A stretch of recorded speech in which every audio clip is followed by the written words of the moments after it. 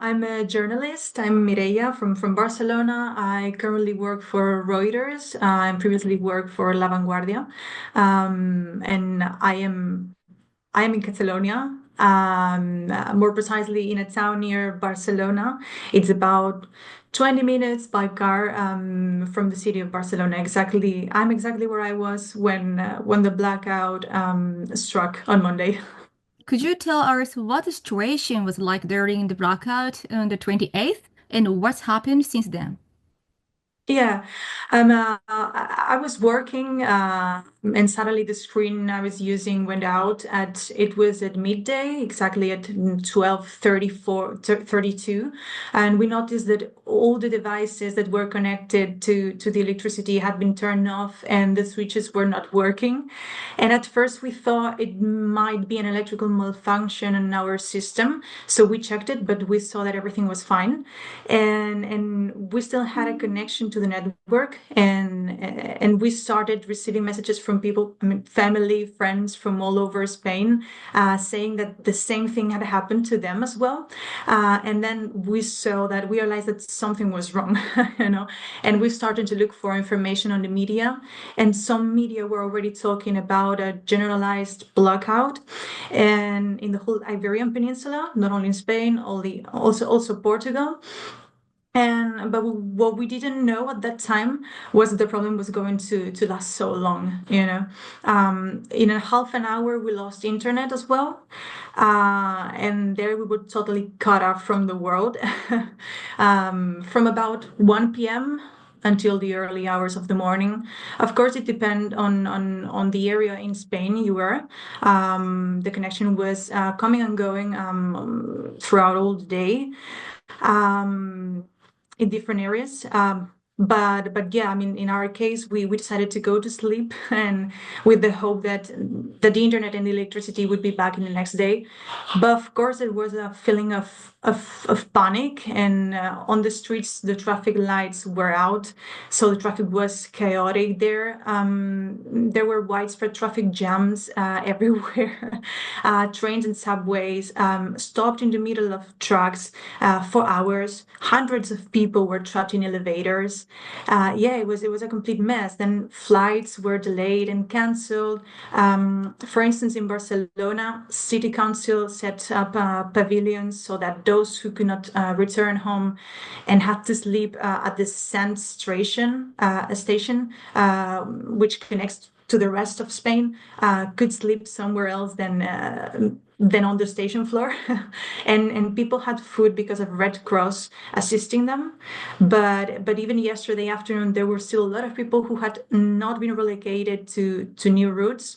And today it seems that the situation is pretty much stabilized there, but there are still breakdowns on some train lines, and so we cannot say that the service is back to normal.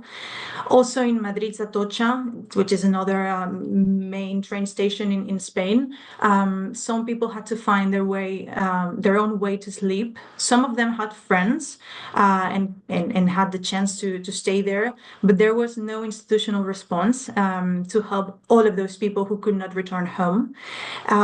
They had no food and only water was brought to them. Today normality seems to have been restored there, but yeah, I think the worst thing was not having internet or not knowing what was going on, but not knowing what to do.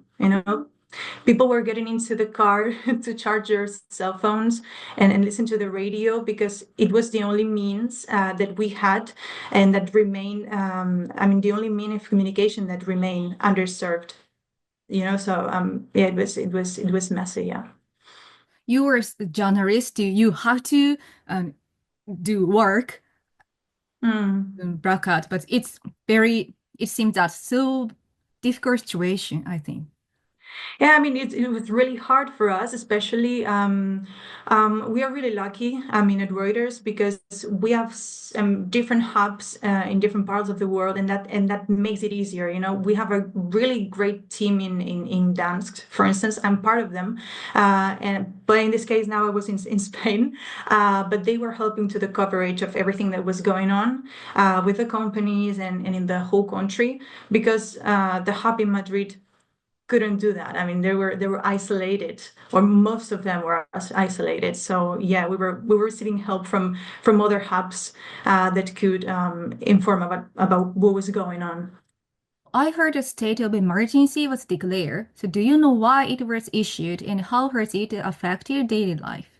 I mean, yeah, the state of emergency was, I mean, of national interest was declared in some autonomous communities that requested it. I think it was Madrid, Murcia, Extremadura, and some others. This state of emergency is required by these autonomous communities in order to have the help and the coordination of the central government. And I think that's very important. It is very important to point that out because we're coming from a catastrophe. I don't know if you're aware of that, but it's such as the deadly floods in Valencia that happened half a year ago now, I think, and it was a great tragedy, right? And there was some controversy as to whether it was the central government or the regional one that should have taken charge of it. So I assume that given the unprecedented nature of the situation that we lived here in Monday, some communities just prefer to make sure they received the necessary aid. But the implication of this activation of the state of national emergency, level 3, which was what was activated here, it's not so much for the citizens, but for the administration, you know, I mean, in order to get the help that it's needed. It seems the power was restored on the 29th. So do we know what caused the blackout? Is a cyber attack still a possible reason?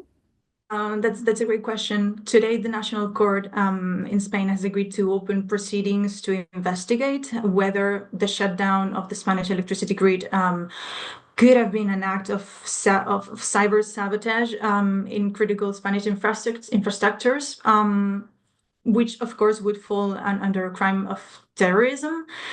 But for its part, the Spanish government has not ruled out any hypothesis. But it's also true. I mean, however, Eduardo Prieto, who is the director of services for the operator of Red Eléctrica, said on Tuesday already that they had ruled out a cyber attack. You know, so it's true that 2 days have passed and we have no institutional answer as to what caused the blackout. So it's normal that people are looking for explanations everywhere, right? And especially in the first few hours when there was an information gap, because of course silence generates noise, right? We all know that. But I'm one of those who prefer not to join the rumors of a cyber attack until it's not proven. I prefer to wait for an official version. Yeah. So there were concerns about hospitals and nursing homes. So how did they manage without electricity? I know personally some workers in hospitals and centers for the elderly or people with special needs that went out to buy flashlights if they didn't already have them, so they could have some light and also radios to keep them informed of the situation. And I know that many stores will sold out of candles, flashlights, and radio. That's a thing that happened here. And but I mean, hospitals have generators, such as large companies or supermarket chains. But of course, there are many elderly people at home with various pathologies that could not be treated. Today, we know that in Catalonia alone, 5,000 people activated the telecare button of the medical emergency system and could not be attended, right? They were being called little by little when the connection was recovered. And also today we learned one of the worst news that nobody wanted to receive, which is that 5 people have died from different causes related to the blackout. Indeed, one of them was a 46-year-old woman in Madrid who was at home connected to an oxygen machine to breathe. And on the other hand, I know that the primary care centers we're still rescheduling, sorry, all the appointments that could not be filled in on Monday. So I assume they are still struggling with that. Yeah, that's the situation with the hospitals. Dialysis patients, for example, cannot be treated without electricity. So was this kind of specialized treatment available? Do you know it? I mean, as for what I know hospitals, most of them have generators. I haven't heard of any, I mean, that they were struggling with that. But of course, there was an impact. But for what I know, people were going to hospitals to charge their phones. So I think they were more or less safe there, you know. What kinds of concerns or fears are people in Spain fearing right now? I mean, of course, all small businesses, all small business owners who have suffered economic losses, either because they could not continue with their commercial activity due to the lack of electricity, or because the data phone did not work. That led us to think also about having a cash reserve, right? Or because they have lost merchandise, will need help to recover. That's for sure. I mean, today the estimation, I read something about the estimation of the economic losses, and it's about 1,600 million euros that has been calculated for the whole of Spain, right? And then of course, for human lives that have been lost, of course, there is no possible reparation. I've heard that Spain has been making progress in using renewable energy. So do you think that could have had anything to do with the recent blackout? And it is true that renewable energies are the center of the target right now. But I think it's worth repeating once again that there is still no official version of the causes of the blackout. Moreover, there are experts who argue that the mass production with these technologies in Spain is not a problem if investments and adjustments are being made.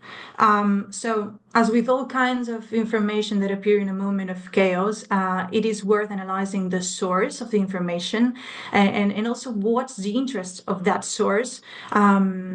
What interest would have that source may have in spreading a particular information, right? But of course, yeah, again, as I said before, we can shuffle all possible hypotheses, just as the Spanish government is doing right now, right? But I wouldn't dare to point to a specific and concrete cause yet. So lastly, what is most needed at the moment? Is there any support you hope to receive from Japan or the international community? It's a really kind question to ask. I don't think we need any special help as we did half a year ago with the deadly floods in Valencia, or as it happened during the pandemics in all across the world, right? However, I do think it helps already to talk about it. So we are really grateful that some programs and some. I mean, that you gave us the space to talk about it, right? But I do believe definitely this can help us to reflect, right? And I think all crises offer us the opportunity to reflect on how to improve our emergency plans, because we saw that we were not ready, we were not prepared for that. And we have to reflect how to be prepared to act faster and also better in this type of situations, right? And I would also like to highlight the importance of the radio, a medium that some of us had already replaced by social media as a mean to stay informed in this kind of situation, because we have seen it was the only means to keep informed. So yeah, that's my conclusion. To reflect,